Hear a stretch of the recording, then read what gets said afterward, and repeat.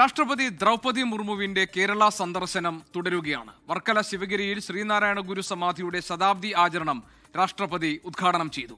രാവിലെ രാജ്ഭവനിൽ മുൻ രാഷ്ട്രപതി KR നാരായണന്റെ പ്രതിമ രാഷ്ട്രപതി അനാച്ഛാദനം ചെയ്തു.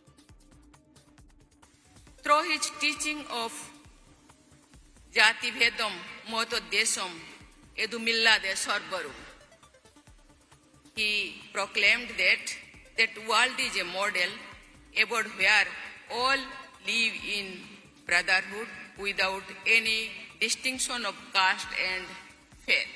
ശിവഗിരിയിൽ ശ്രീനാരായണ ഗുരുദേവ സമാധി ശതാബ്ദി ആചരണത്തിന്റെ 3 വർഷം നീണ്ടു നിൽക്കുന്ന പരിപാടികൾ രാഷ്ട്രപതി ദ്രൗപദി മുർമു ഉദ്ഘാടനം ചെയ്തു.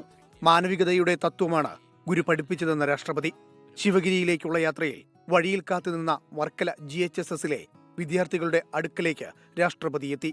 സ്കൂളിൽ വിരിഞ്ഞ 1000 പൂക്കൾ കൊണ്ട് രാഷ്ട്രപതിയെ വരവേറ്റ് വിദ്യാർത്ഥികൾ.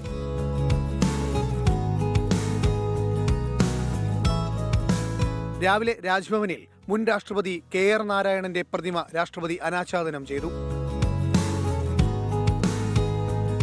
മുൻ രാഷ്ട്രപതി രാംനാഥ് കോവിന്ദ്, ഗവർണർ രാജേന്ദ്ര അർലേക്കർ, ബീഹാർ ഗവർണർ ആരിഫ് മുഹമ്മദ് ഖാൻ എന്നിവർ ചടങ്ങിൽ പങ്കെടുത്തു. വൈകിട്ട് പാലാ സെന്റ് തോമസ് കോളേജിന്റെ പ്ലാറ്റിനം ജൂബിലി സമാപനം ഉദ്ഘാടനം ചെയ്തു.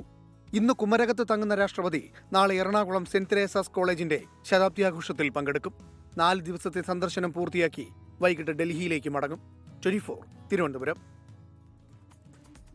ലോകത്തെവിടെയായാലും ഏത് സമയത്തും 24 വാർത്തകളും ഓഗ്മെന്റഡ് റിയാലിറ്റി പാക്കേജുകളും എക്സ്പ്ലെയിനറുകളും വിശദമായി കാണാൻ ഞങ്ങളുടെ യൂട്യൂബ് ചാനൽ നിങ്ങൾക്ക് സബ്സ്ക്രൈബ് ചെയ്യാം.